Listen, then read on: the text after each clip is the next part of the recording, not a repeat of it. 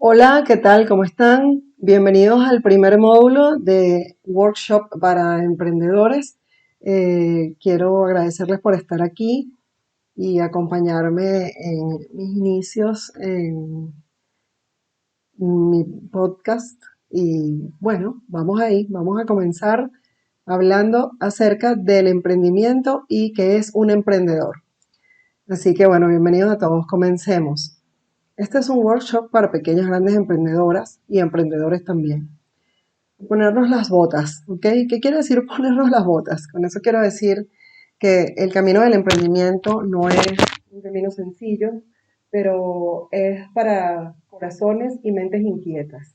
Es para quien no se quiere conformar con tener solamente un sueldo, sino que quiere ir más allá. No solamente ganar libertad financiera, sino libertad de tiempo, pero sobre todo, poder ver cómo hacer crecer un emprendimiento a través de una idea que da valor a las demás personas. Es básicamente un emprendedor, es una persona que tiene una maravillosa idea y con ella quiere ayudar a muchas personas y a la vez a verlo crecer y verlo evolucionar en el tiempo. Entonces, en pocas sesiones, 4 módulos que tengo que los voy a dejar acá colgados en YouTube, vas a poder ver diferentes aspectos que debes considerar si para ti es la primera vez que has pensado en emprender o si tienes algún talento o profesión y por este tema de pandemia has quedado sin empleo, analizar cuáles son esos factores que debes tomar en consideración, organizarlos para que puedas entonces proceder a hacer tu primera vez de emprendimiento, para que puedas empezar a emprender. ¿Qué es un emprendedor? Aquí he puesto unos superhéroes porque realmente ser emprendedor es casi ser un superhéroe. Dependiendo obviamente del país donde estés, siempre habrán diferentes aspectos políticos, legales, culturales, situaciones adversas que vas a enfrentar y que debes estar claro que muchas veces vas a tener momentos buenos y momentos muy malos. Y sobre todo en el inicio van a ser momentos duros donde quizás tú no puedas aspirar a un ingreso fijo mensual muy alto, pero que has de saber que con el tiempo, una vez que vayas engranando tu negocio y vayas midiendo, por supuesto, los cambios que siempre vas a tener y los vayas sabiendo sortear, vas a poder entonces empezar a tener de esa libertad financiera que quieres. ¿Okay? Entonces, un emprendedor, aquí les puse varios conceptos, es una persona determinada que tiene una idea de negocio y por la cual está dispuesta a trabajar y organizarse. ¿Qué es un emprendedor? Básicamente, el emprendedor debe saber que muchas veces va a tener que trabajar incluso más horas de la que trabaja una persona normal, pero bueno, estás trabajando para ti, estás trabajando para tu negocio, estás trabajando para tener mejores ingresos, estás trabajando porque vas a desarrollar algo que te gusta, que te apasiona y que sabes que te puede generar mucho más ingresos que si tuvieras un sueldo fijo. Aunque no todos los meses puedas tener quizá el mismo ingreso o las mismas ventas, eso lo veremos más adelante. Le gusta la libertad financiera y gestionar su tiempo, aunque sabe que debe estar comprometido al 1000%, no al 100, al 1000% con su modelo de negocio y dedicarle a él horas de trabajo, sea de noche, sea de día, dependiendo si eres noctámbulo, si eres más de trabajar de día y levantarte temprano. Muchas veces es normal que haya una transición de ser un empleado fijo a emprender. Es un proceso difícil a veces de tomar esa decisión, pero sin embargo, si has ya validado que tu proyecto de negocio es viable y es apetecible en el mercado, pues sin duda alguna te invito a que lo pruebes y lo hagas porque no puedes quedarte, si tienes esa inquietud, no puedes quedarte sin haberlo hecho. Hay muchas herramientas para hacerlo, es solamente organizarlo y lanzarte pues a la piscina. El emprendedor tiene y cultiva actitudes y aptitudes, no solamente es la actitud, sino las aptitudes, la preparación, que le permiten emprender nuevos retos, nuevos proyectos, y es lo que le permite avanzar un paso más e ir más allá de donde había llegado en un principio. Aquí les dejo un concepto que tengo de emprendedor, para que lo tengan a la mano y comencemos ya en materia. ¿Cuáles son las cosas que debes considerar cuando has decidido emprender o a veces ni siquiera es porque lo has decidido, es porque te toca emprender porque simplemente no te alcanza un sueldo para vivir, como es el caso de nosotros los venezolanos en nuestro país. Y tienes que emprender porque sí, porque es necesario, porque si no simplemente no vas a llevar comida a tu casa, no vas a poder pagar tus gastos fijos. Bueno, pues tienes que empezar definiendo tu propósito. ¿Cuál es esa pasión que te va a mover? Es inútil que aunque quieras, aunque puede pasar muchas veces que tenemos que hacer cosas que quizá no nos gusten, obligados por una situación, bien sea de inmigración, bien sea por situación sociopolítica de un país, bien sea por circunstancias de la vida. Por ejemplo, muchas mujeres de pronto estaban casadas, las mantenían su marido, el marido se muere, se va con otro. O sea, hay cualquier cantidad de razones por las cuales tú te puedes ver obligado a emprender o simplemente eres una persona inquieta, eres un culo inquieto, como dicen aquí en España, así, y debes y quieres emprender porque tienes ese gusanito que dice, oye, pero de verdad yo voy a pasar toda mi vida nada más viviendo a este sueldo o puedo hacer algo más.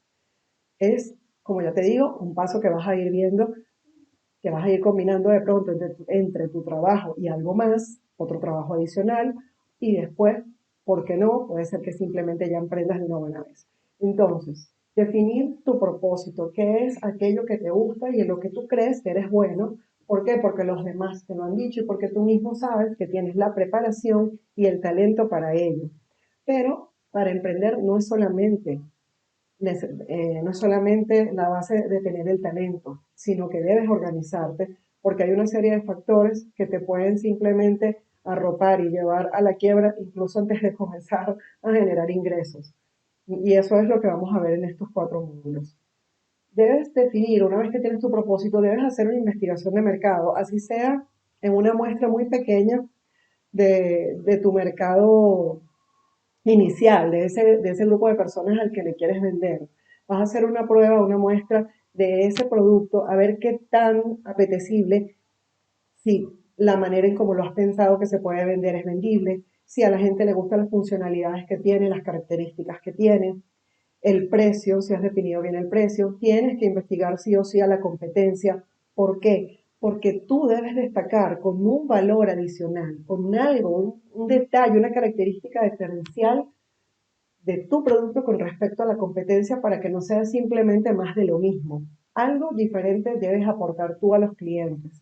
Recuerda que a raíz de todo lo que hemos vivido este año 2020, ahora más que nunca, siempre el cliente ha sido el motivo del marketing y de las ventas y de tener un negocio, pero ahora más que nunca es el momento del cliente.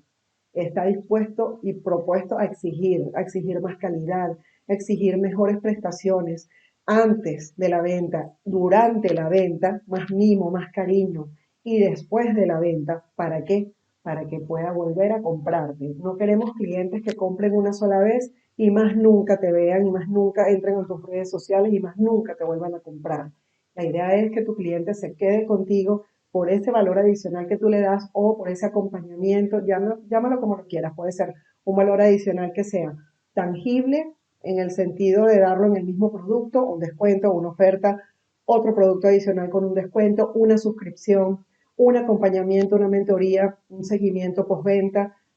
O sea, pueden ser cualquier cantidad de ideas que te hagan diferenciar de tu competencia. Entonces, a eso me refiero cuando hablo de investigar el mercado, cómo se están moviendo esos clientes a los que tú le quieres llegar, en qué canales se mueven, en qué redes sociales, en qué canales offline están, ¿sí? Para que puedas entonces de allí sacar, bueno, esa es tu principal información valiosa antes de emprender. ¿Qué están haciendo mis potenciales clientes y qué está haciendo la competencia donde yo me quiero ir, ¿sí? Para ver qué están haciendo y que tú también puedas generar tus estrategias en base a eso. Luego verás que vas a tener que tratar, obviamente, y lo tienes que hacer, de posicionarte. Posicionarte, pues sobre todo en redes sociales, con tráfico orgánico a través de tu contenido en las diferentes redes sociales. Eso lo vas a ver en el módulo de marketing, cómo se comportan cada una de ellas. Y tráfico pagado se refiere a publicidad en Facebook, en Instagram Ads o en Google Ads o en YouTube. Hay publicidad paga que puedes hacer, que no necesariamente tienes que comenzar con una inversión muy alta, sino lo importante es que tengas una buena segmentación de ese mercado inicial al que quieres llegar En principio, la idea es que tú simplemente hagas conocer tu marca para que después puedas ya hacer publicidad paga a los diferentes segmentos de mercado que tú tienes interesados en tu producto y allí ya vas a hacer comunicación de marketing diferente según cada segmento, pero en principio tu publicidad paga en redes sociales y offline a través de otros medios tradicionales debe ser de imagen, debe ser de posicionamiento de tu marca, de branding netamente. Hablamos de las redes sociales. Bueno, en este sentido, las redes sociales generalmente debes tener 80%, lo que recomiendan los grandes gurús de las redes sociales, es los coaches digital, es 80% contenido y tan solo 20% de venta. No te vayas directamente a vender. Hoy en día nadie quiere que le vendan de una vez. Quieren que te consientas. O sea, el cliente quiere ser consentido, quiere que le des valor, que le des contenido, que le des que cuando vea tus redes sociales, wow, lo asombre, oye, qué bien como puso esto, qué chévere esta información que me dio, ¿sí? Entonces, 80% contenido, un 20% de venta. Planificación. Al hablar de una persona planificada y organizada, pues obviamente hablamos de tener una agenda, pero no solamente una agenda en el sentido per se de la agenda, sino priorizar, saber priorizar cuáles van a ser esas primeras actividades que como emprendedor debes realizar y quiénes la van a realizar, si no estás tú solo, si estás con un socio, si estás con familiares, pero esos familiares al final se vuelven parte de tu organización, pues entender, importantísimo esto en las pequeñas empresas que suelen ser de familias, de esposos, de hermanos, de primos, entender que la relación familiar se debe dejar de un lado y que tienes una actividad y una responsabilidad para con el negocio, no para con tu esposo, para con tu hermana, para con tu sobrino, no. Es una responsabilidad como si fuera un trabajo. Entonces es importante hacer esa distinción en reuniones y después de que todos terminen de trabajar, bueno, sigue siendo la relación que es, pero para efectos del negocio, si todos deben remar hacia el mismo sentido, todos deben ir en la misma dirección, porque al final tú estás haciendo un emprendimiento ¿para qué? Para ganar más dinero. Pero para ganar más dinero tienes que hacer muchas cosas que no es solamente el hecho de elaborar un producto y venderlo, sino todo lo que está alrededor de ello, que es organización, finanzas, proveedores, comunicación y publicidad, organización, precio, ¿sí? Entonces, importantísimo eso. Hay algo que es importante entender cuando uno está emprendiendo y es, comenzando sobre todo, ejecutar acciones por batch. Después los vamos a ver cuando hablamos de equipos ágiles que es, se refiere, ejecutar por batch, se refiere a que si tú tienes diferentes personas dentro de tu organización ya definidos de qué se va a encargar cada uno de ellos, trabajar por bloques puede ser 1 o 2 días, por ejemplo. Si tú vas a generar contenido, te puedes proponer tener 1 o 2 días de producción de contenido y luego a través de plataformas como Hootsuite, por ejemplo, ya planificar toda la publicidad de una semana. Si va a hacer, una persona va a hacer investigación acerca de con qué proveedores va a tener reuniones, bueno, planificar días, 2 o 3 días que tú digas, bueno, a tener mis reuniones con diferentes proveedores, inicialmente me refiero con esos proveedores que me van a proveer servicios o materia prima para empezar a trabajar y hacer tu estudio de costos, quiénes son los que te dan mejor forma de pago, si te dan crédito, si te dan un descuento por pronto pago, si la materia prima es de mejor calidad, una traída de fuera que una nacional. ¿Me explico? A eso me refiero. Entonces, concentrar el trabajo en días hace que tú después de superar esas tareas tengas mejor productividad que hacer 1 hora hoy, 2 horas mañana, ¿no? Sino que al principio es todo muy intenso porque tienes que conseguir lo que te estoy comentando. Si vas a trabajar en un local, si lo vas a hacer desde tu casa, tienes que acondicionar un sitio donde tú vas a dar tus cursos, donde vas a atender a tus clientes, si eres, no sé, un psicólogo, por decir algo, ¿no? Donde vas a dar tus consultorías. Entonces, si vas a hacer una dark kitchen y no vas a abrir un local como tal, sino solamente vas a cocinar, bueno, me imagino que no será de pronto en la zona más cara de la ciudad, sino será en una zona intermedia para que no tengas costos tan altos, cómo se van a trasladar las personas hasta allá, tienes la electricidad que necesitas para ese negocio que va a operar. Es decir, hay una serie de cosas que tienes que analizar, que parece mentira que cuando las ves desde la idea, parece todo muy maravilloso, fácil y rápido, pero cuando la vas desmenuzando y vas viendo todos los aspectos que tienes que integrar, pues ahí es donde viene el trabajo rudo y es donde viene la verdadera inspiración del que quiere emprender. Saber que tiene que afrontar todas esas dificultades, pero que a pesar de ello tiene que dedicarle tiempo, cabeza, mente, focus y organización. Esto me encanta porque me parece muy importante que a veces uno cuando empieza uno dice, bueno, necesito dinero, y es verdad, si necesitas un buen capital, pero sin embargo, trabajar todo lo mejor que puedas con los recursos que tienes. ¿Por qué? Porque la idea es que tú empieces a monetizar, a generar ingresos antes de comenzar a pedir créditos bancarios o préstamos a instituciones gubernamentales que en principio yo les recomiendo para quien tiene un pequeño emprendimiento. Por ejemplo, hay muchas ayudas para mujeres emprendedoras, para pequeños emprendedores, para jóvenes emprendedores, que seguramente en tu comunidad o en tu ciudad donde vives, dependiendo del país, pues es importante que te informes porque muchas veces tienen intereses mucho más bajos, tienes un periodo muerto en el que tú tienes, un periodo de gracia en el que tú tienes que pagar intereses. Entonces es preferible que trates de maximizar tus recursos, sobre todo al inicio. Ya una vez que tú veas que se encamina, que realmente ya empiezas a tener una clientela fija, que empiezas a monetizar, ya ahí tú puedes realmente considerar tomar un financiamiento o un préstamo, un crédito bancario. Pero en principio es mejor que tú te apoyes en tus recursos propios o en las tres primeras fuentes de ingreso de cualquier emprendedor, que son friends, family and fools, que son conocidos, amigos y familia. Y sin embargo, sigue siendo una responsabilidad porque estás pidiendo un dinero a gente que te quiere, gente que te apoya y que sabe que tú tienes esa intención de emprender y esas ganas, pero al final es también una responsabilidad de ti hacia esa persona de luego responder con ese dinero de vuelta, ¿sí? De que sea productivo realmente tu negocio y tu emprendimiento.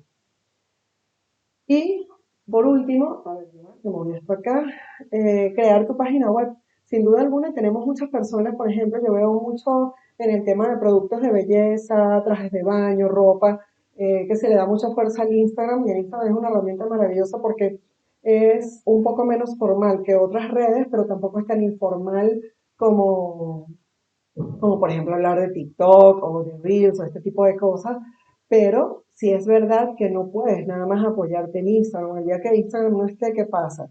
Entonces tu casa, tu tarjeta de presentación, tu casa digital es tu página web.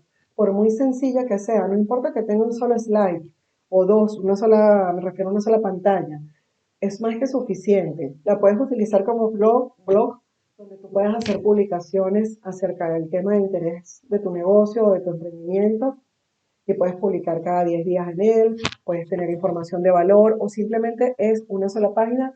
He visto muchas, incluso de personas que dan coaching, donde tienes solamente una página que habla de ti, qué cosas haces y publicas allí eventos eh, en las redes sociales o presenciales que vayas a hacer sin mayor detalle. No tiene que ser muy compleja, a menos que tú vayas a hacer de tu página también eh, un marketplace, o sea, que sea una página donde tú puedas comprar. Ya eso es algo más elaborado, pero en principio, para empezar, tu página web, porque es donde todo el mundo te va a buscar. Ay, ¿quién es pepitopérez.com? Yo quiero saber qué hace él. Y vas a ir a las redes y vas a averiguar si tiene una página web. Entonces es tu tarjeta de presentación. Para mí yo lo llamo como la oficina virtual. Esa es tu oficina, donde te va a buscar todo el mundo. Y más ahora estamos hablando con personas alrededor del mundo. Entonces es importante que lo consideres, que lo tengas en cuenta y lo hagas una vez que ya empieces tu emprendimiento. Hoy vamos a hablar de algunos factores que son importantes para analizar tu modelo de negocio y cómo te vas a proyectar y cómo te vas a desarrollar en él. Uno de ellos es el tamaño del mercado. ¿Qué tan grande es ese mercado donde tú quieres llegar? ¿De cuántas personas estamos hablando? En principio, ojo, después podemos ver si es un negocio escalable que tú puedes venderlo fuera de las fronteras de tu ciudad o fuera de las fronteras de tu país. Entonces, evaluar el Total Addressable Market, que es justamente eso, de qué tamaño es el mercado al cual tú puedes llegar. Luego podemos hablar de la escalabilidad. Es la capacidad de un modelo de negocio para crecer mucho, rápido y con márgenes de ganancias crecientes. Por supuesto, depende de la diversidad de factores del modelo, si un mercado es grande, si es una oferta estandarizada, si hay recursos escalables. Aquí te pongo un ejemplo, por ejemplo, en el caso de un emprendimiento de repostería. En principio, seguramente, pues solamente vas a vender a las personas de tu ciudad, porque, bueno, tienes una capacidad limitada de producción, de despacho, son productos que son perecederos, pero ¿y quién no dice que tú puedes hacer las mezclas de esa fórmula maravillosa, de esa torta de chocolate que todos quieren y que vendes tanto, que tú puedes hacer esa fórmula y luego la vendas fuera de las fronteras de tu país y que incluso eso después lo puedas convertir en franquicia? Es una idea que a mí me fascina. ¿Sí? Eso es factible, eso lo puedes hacer. Pero, por supuesto, de ese punto, de empezar a tener un pequeño obrador, un horno, un laboratorio donde tú haces tus tortas, o de pronto las hacías primero en el garage de tu casa, ¿sabes? A llegar a ese punto, pues tienes que hacer de tu negocio esta curva de ingresos que vemos acá, que está en azul, que va subiendo, tiene que ir ascendiendo para que realmente después pueda seguir creciendo. Las barreras de entrada. Las barreras de entrada de un negocio, pues, de un proyecto de negocio o emprendimiento pueden ser muchas. Hablamos de temas culturales, de temas legales, hablamos de incluso de competencia, de monopolios, si es que los hay. Hablamos de temas socioculturales, políticos, por ejemplo. ¿Cuáles son esas barreras de entrada para tú comenzar a operar tu negocio? Por ejemplo, ¿se imaginan cómo puede ser la venta no sé, la venta de trajes de baño brasileros que son pequeñitos en países musulmanes? ¿Me explico? Es decir, ¿cuáles serían las barreras de entrada allí? ¿Te lo permitirán vender? Pero realmente la gente lo querrá. De pronto si lo quieren porque tienen sus casas y ellas lo usan solo en su casa, por ejemplo, por decir algo. O tú quieres vender eh, algún alimento que es muy típico, algún producto muy típico de un país, en otro país donde tiene una cultura gastronómica muy arraigada y, y la gente prefiere comer su propia comida. Esto, por ejemplo, yo lo viví en Italia. El italiano tiene una gastronomía tan espectacular, tan divina, bueno, es una de las que más gusta en todo el mundo, que a veces, para que entren franquicias con proyectos americanos que parecen muy ambiciosos, a veces ni siquiera son tan rentables, pues porque, bueno, al italiano le gusta comer su comida, porque es rica, porque tiene mucho sabor. Pero ¿eso qué es? Es un factor cultural, netamente. ¿Sí? Entonces de pronto tú en vez de abrir en una pequeña ciudad de Italia, pues tendrás que abrir en Milán, tendrás que abrir en Roma, ¿ok? En ciudades que tengan tanta cantidad de habitantes y de extranjeros, que sean más multiculturales, que tu negocio realmente sea rentable. Entonces un poco lo que le quiero dar con esto es que tengan un poco esa idea de que a veces las barreras de entrada no solamente son barreras económicas, sino que también pueden ser culturales o incluso legales, que simplemente no las puedes hacer. Por ejemplo, nosotros tenemos un caso en Venezuela que es Farmatodo. Y todo venezolano que ha emigrado, te aseguro que queremos que en cada país donde nos hemos ido haya un Farmatodo. En Europa, en España, en Italia, yo que he vivido allí, eso no existe. O sea, no existe una farmacia que te venda todo, que tú puedas comprar pan de sándwich y a la vez te compras un paracetamol, pero también venden un desinfectante que te lo puedes comprar y una pintura de labios que me encantó que la vi, una pintura de labios roja que me fascina y también la puedes comprar allí. Y trabajan las 24 horas del día. Este tipo de negocios, por ejemplo, aquí no existe en España. Entonces tú a veces dices, ¿por qué no existe? Bueno, pero por un tema de legislación, por un tema de leyes. Una cosa es la farmacia, otra cosa es la parafarmacia. ¿Ves? Entonces, un poco eso es lo que quiero que entiendan cuando hablamos de barrera de entrada. Y, por supuesto, cómo aportamos valor. Esto se olvida generalmente porque, bueno, uno siempre tiene la emoción de que el emprendedor suele ser exageradamente optimista. Y bueno, y eso está bien, porque si no eres optimista no te vas a arriesgar a nada, pero wait, un momento, espera. Hay que ser optimista, pero a la vez hay que ver cuál es ese valor agregado que tú vas a dar para que te prefieran a ti con respecto a la competencia o para que por lo menos empieces allí a introducirte en ese mercado. Continuamos. Otros factores importantes son los costes de cambio. Esto se refiere eventualmente cuando tú pruebas un modelo de negocio y luego los costes de cambio de pasar de un ramo a otro, por decir algo, ¿no? Si antes hacías trajes de baño y ahora te quieres dedicar a hacer ropita de bebé, es totalmente diferente. Tus patrones ya no van a servir, las costureras de pronto eran especialistas en licras y telas que expanden y ahora vas a hacer vestiditos de niñas, serán otros tejidos, otros patrones, es decir, ¿cuánto cuesta cambiar de eso? O estás haciendo ropa y ahora quieres ponerte a hacer hamburguesas congeladas, ¿sabes? Toda la infraestructura que ya tenías pues no te va a servir para cambiar, entonces, para cambiar de ramo de negocio, de área de negocio. Entonces, esos son los costes de cambio. La recurrencia de ingresos también es súper importante, se refiere a cada cuánto te tardas en vender ese producto tan maravilloso que has creado o servicio. Entonces, ¿cuál es la recurrencia que tienes de ingresos? Te pongo el caso del inmobiliario. Yo que tengo mucha experiencia, muchos años en el ámbito inmobiliario.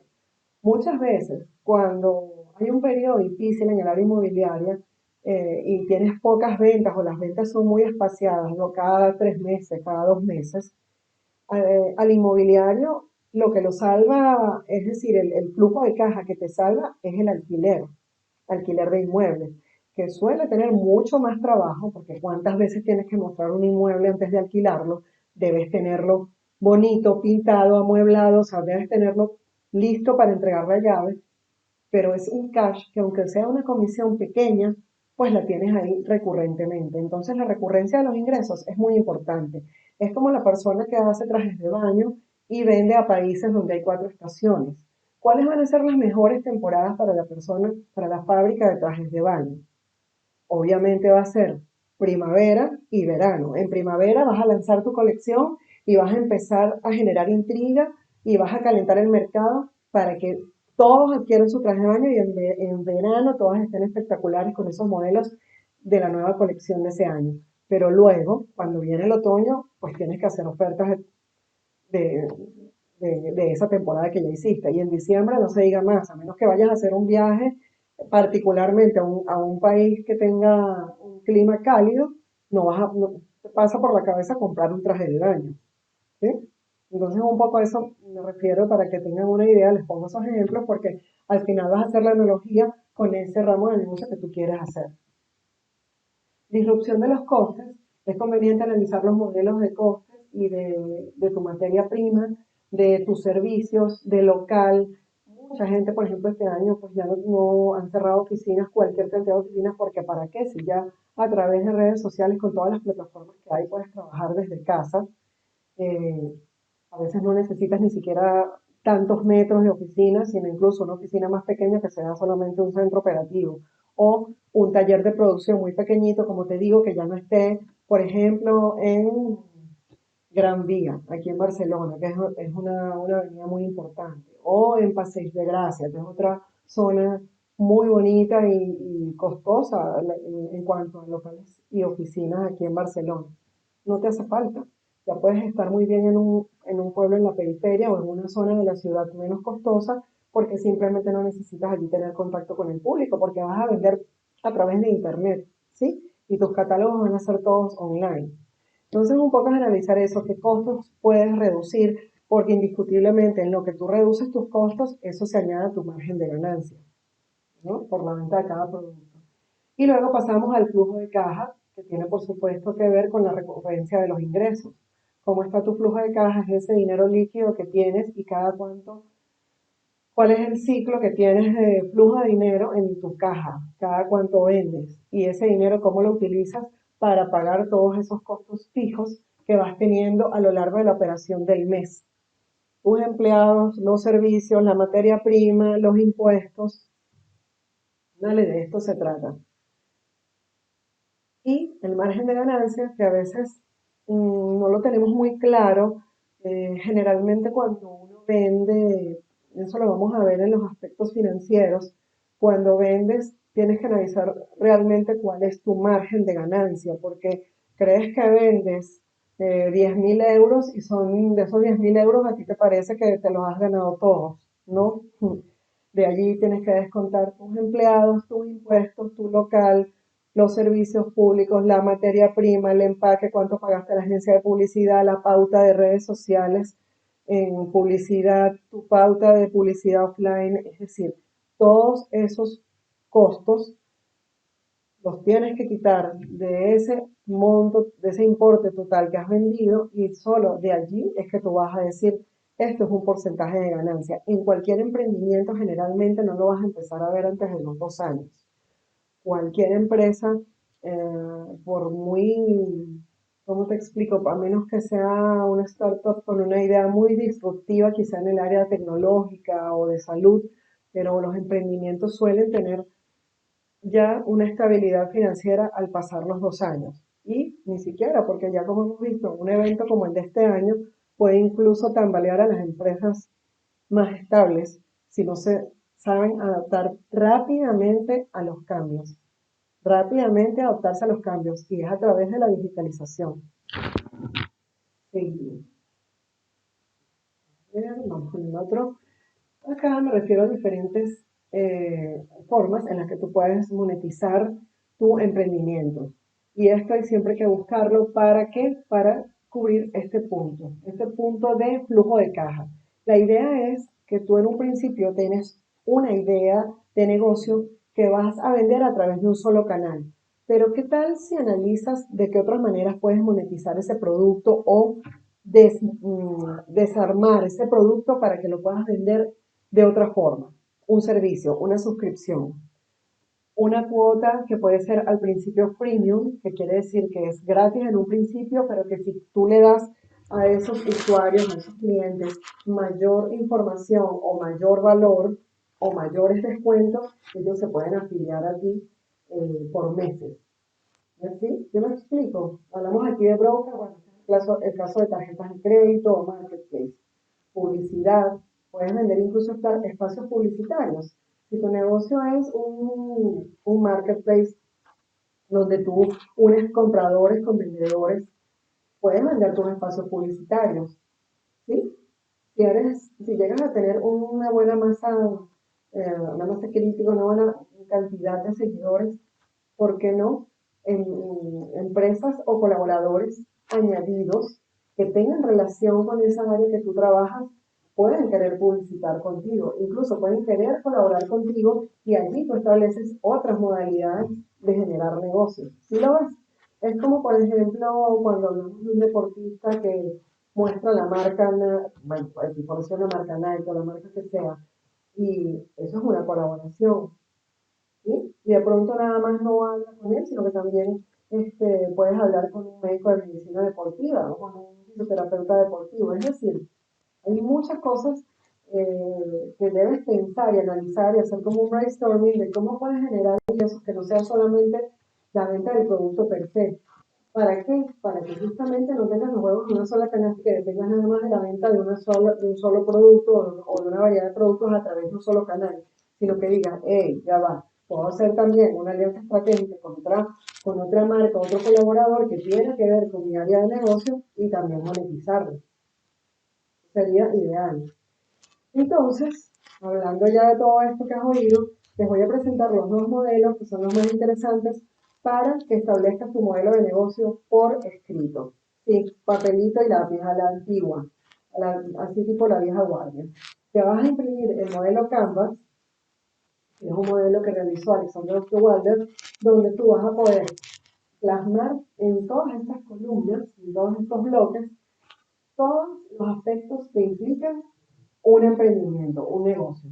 ¿Y por dónde vamos a empezar? Vamos a comenzar aquí en este caso, si lo ves, por la propuesta de valor.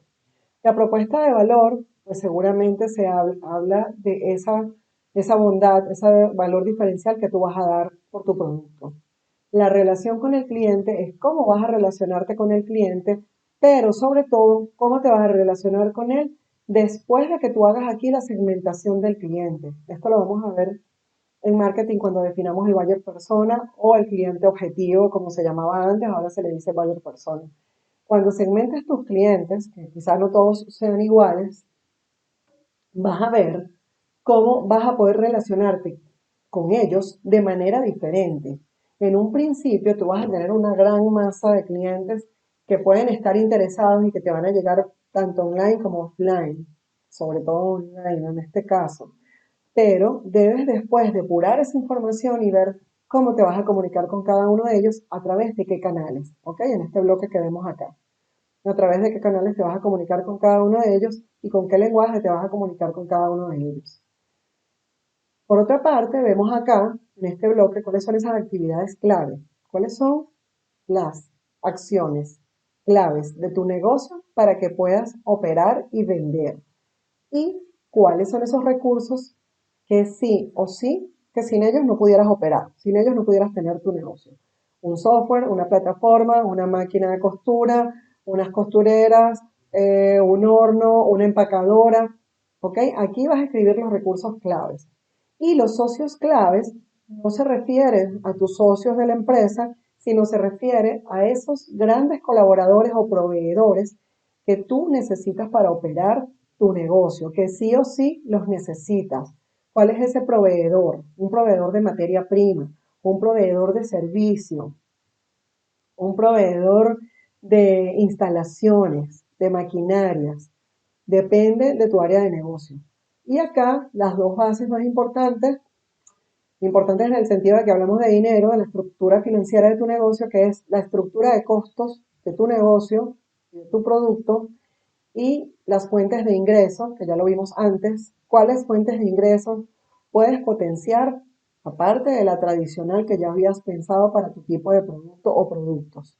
El modelo se llama Canvas justamente porque es como un lienzo. Canvas en inglés significa lienzo, así que te invito a que lo imprimas, que lo tengas. Esto va evolucionando a medida que va evolucionando tu negocio. Incluso es interesante si lo haces con un grupo de personas porque vas a hacer un brainstorming y van a llenar todos estos bloques y seguramente van a haber detalles que quizá ni siquiera te habías dado cuenta que los tienes y que son muy importantes a considerar, ¿no? Son muy importantes considerarlos. Luego tenemos otros modelos de negocios digitales, que lo habíamos hablado anteriormente, pero aquí hay otros más, que es el e-commerce, que es un canal digital de venta desde la página web. Un marketplace es un marketplace es una página web donde tú simplemente conectas al comprador con el vendedor y puedes vender tu publicidad en ese espacio, aparte del fee o el porcentaje que vas a ganar por unir al vendedor con el comprador. Tenemos el modelo de suscripción, tenemos el modelo freemium que ya lo hablamos, que generalmente, por ejemplo, en el caso de Spotify, Spotify tiene tú puedes acceder a Spotify gratis, a oír música, pero ya si no quieres cada media hora escuchar la publicidad que ponen en Spotify, pues tú te afilias, haces una suscripción que ya te cuesta mucho más dinero, pero vas a oír menos publicidad.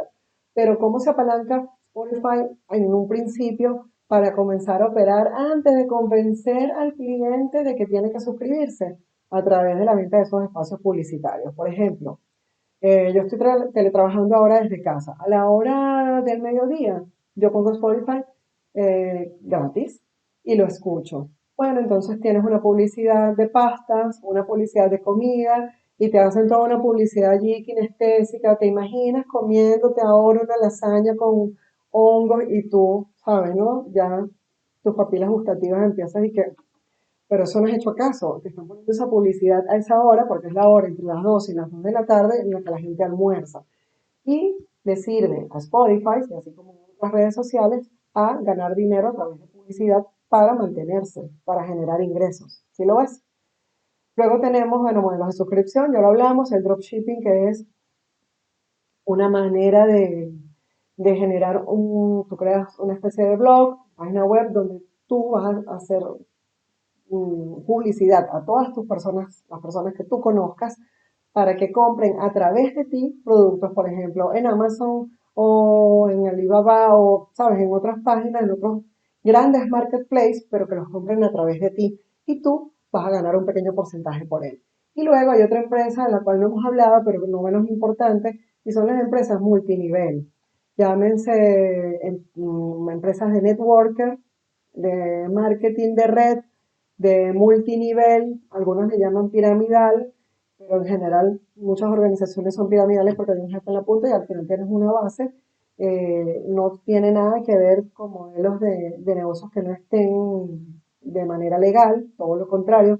Muchas veces las empresas multinivel simplemente tú lo que haces es una red de mercadeo y ganas dinero por la venta de los demás, pero el que no vende, pues no gana nada, es así de simple. Entonces eso también es un negocio grande. Y ahí coloqué dos empresas que tienen años en el mercado, como lo es Herbalife, como lo es Amway. Por ejemplo, hoy estuve hablando con una compañera de estudio que me habló de Nuskin, una empresa que cotiza en la bolsa de valores. Es decir, aunque parezca mentira, las empresas multinivel también son empresas muy poderosas e importantes, tienen su estructura de marketing, de cómo manejarlas, tienes que estar en constante formación, hablando con tu red de contactos para mantenerlos motivados, para que estén vendiendo y bueno, tienen diferentes aristas. Hay la persona que consume, la persona que también se convierte en distribuidor, la persona que apenas está empezando, ¿ok? Entonces también eso es un modelo de negocio. Y luego el segundo modelo del cual les voy a hablar es el modelo de Lean Startup, que significa un modelo ágil y rápido para comprobar si tu producto es vendible y si debes modificarlo antes de ponerte a invertir mayor cantidad de dinero antes de lanzarlo al mercado. ¿Okay? ¿Cómo se llama esto? Este modelo de creación de negocios o de startups, sobre todo se utiliza para empresas tecnológicas, pero es verdad que hoy en día puede servir para cualquier negocio porque la idea no es que tú incurras en gastos o en capacidad instalada muy costosa, a menos que sean empresas manufactureras, y bueno, ya estamos hablando de otro tipo de industria, estamos hablando de industria. Pero como estamos hablando de emprendimiento y de pequeños emprendedores, pues la idea no es que vayas a ir a gastarte todo el dinero, el presupuesto que tienes, comprando, si haces t-shirt, si haces franela, que vayas a comprar todo el stock que tienes, que lo gastes en telas de franela y en publicidad en redes sociales. No. Y el diseño, y quién las va a comprar, y a qué mercado te vas a dirigir, a señores, a chicos, a skaters, a chicas, o sea, cuál va a ser el estilo de tu marca. Entonces, lo que propone el modelo de Lean Startup es que tú te plantees unas hipótesis alrededor de esa idea inicial de tu producto o productos que quieres realizar y vender, llevar al mercado. Una vez que te planteas esas preguntas, como por ejemplo, aquí vas a ver algunas, mis clientes no quieren seguir utilizando determinado producto. El cliente va a pagar 35% al mes por nuestro software. Vamos a convertir en leads un 5% de las visitas que pasen por mi página web. No, no te respondas tú las preguntas. Las preguntas las tiene que responder el mercado, porque solemos ser muy optimistas y decimos, sí, sí puede ser, y puede ser que estés en lo cierto, wow, si estás en lo cierto, genial, pero que te lo diga el mercado, que el mercado valide esas hipótesis que tú te estás planteando y no que te las respondas tú solo. Vas a generar una serie de hipótesis y de allí, luego que hagas esas hipótesis, tú vas a generar un primer producto. Ese producto, Eric Rice le llama el producto mínimo viable, ¿sí? Ese producto mínimo viable es el que tú vas a experimentar en una pequeña muestra de mercado. Esta pequeña muestra de mercado, por supuesto, debe ser representativa y, por supuesto, vas a hacer publicidad en redes sociales, vas a hacer publicidad offline, porque lo vas a medir. Y no lo puedes medir nada más que midiéndolo entre tus amigos y familiares. Tienes que hacer una prueba en el mercado. Una vez que tú hayas hecho esa prueba en el mercado con página web o a través de redes sociales de publicidad paga en Facebook e Instagram Ads, en Google también puedes hacer publicidad, tú vas a medir los insights.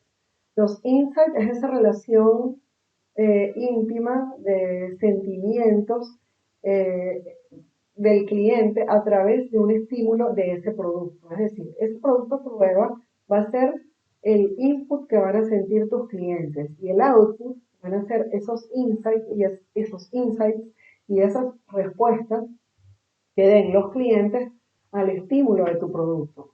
Vas a depurar la data, es decir, vas a analizar si a la gente le gustó, si la gente se afilió, si la gente hizo preguntas, si la gente quiere una llamada telefónica, si simplemente no le hicieron caso, si te están aportando incluso información de valor que puedes agregar a ese producto y vas a llegar a esta fase que es seguir.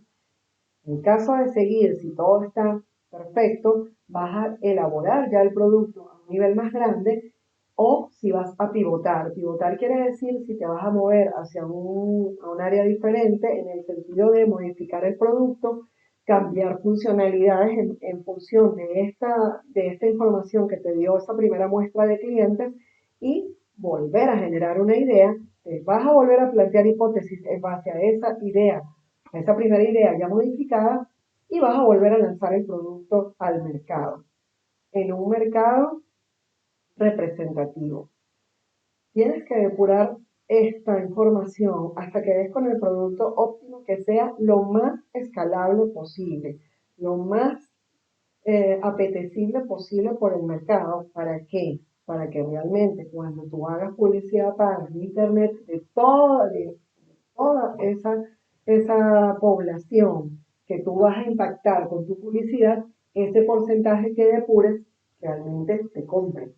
Entonces, es por eso tan importante y es tan utilizado este modelo porque es ágil, es rápido, puedes cambiar rápidamente las funcionalidades o los atributos y características de tu producto y puedes volver a llevarlo al mercado.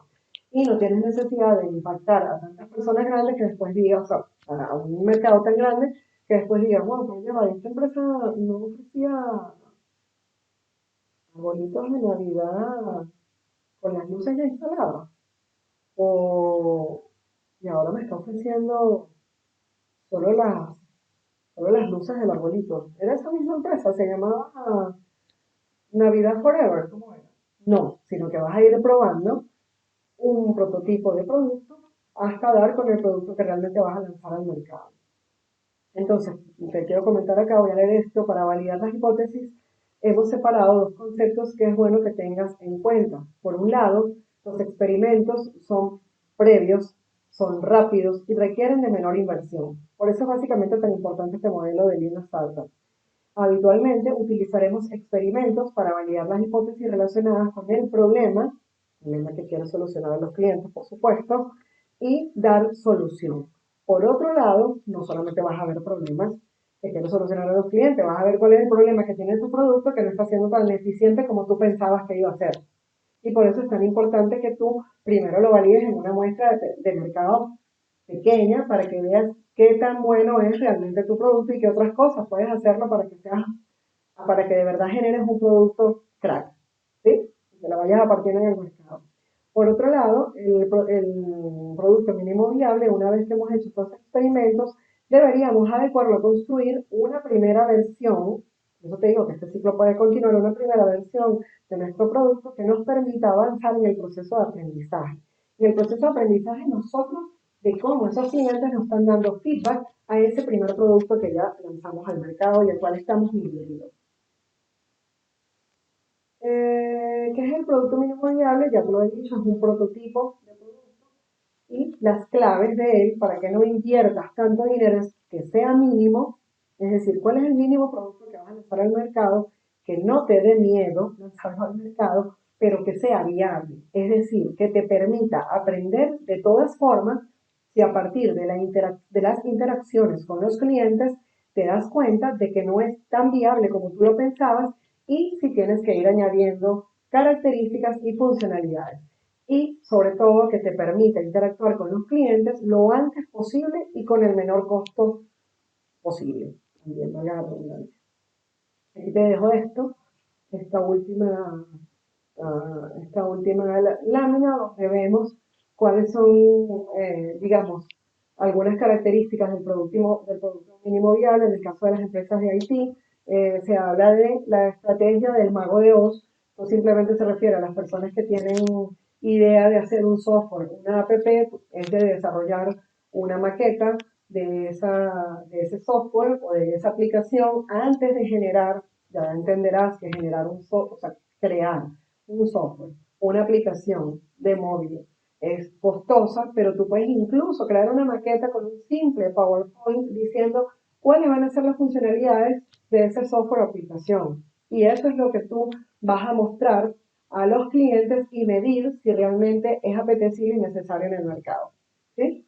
Entonces, luego hay unas métricas interesantes que hay que entender en redes sociales que impactan directamente a tu inversión y al retorno de inversión de tu empresa que has hecho en redes sociales, pero eso lo vas a ver en el módulo de marketing tradicional y marketing digital, pero es importante, con este primer módulo ya puedes empezar a rellenar, a hacer tu brainstorming con tu amigo, con tu socio, con esa persona con la que quieres llevar a cabo esa idea tan maravillosa, ya puedes ir tú mismo investigando cuáles son todos esos factores que debes tener claros y que debes ir engranando para llevar ese emprendimiento a la realidad.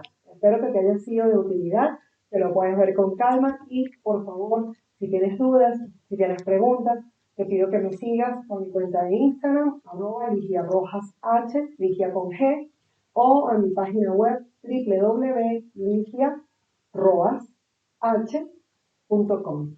¿Sí? Nos vemos en las redes sociales y espero que te sea de mucho valor y no tengas miedo. Emprender es maravilloso, es súper emocionante. Si da un poquito de miedo, mejor.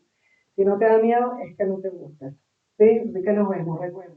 Revelar y empatizar para vender. Hasta pronto.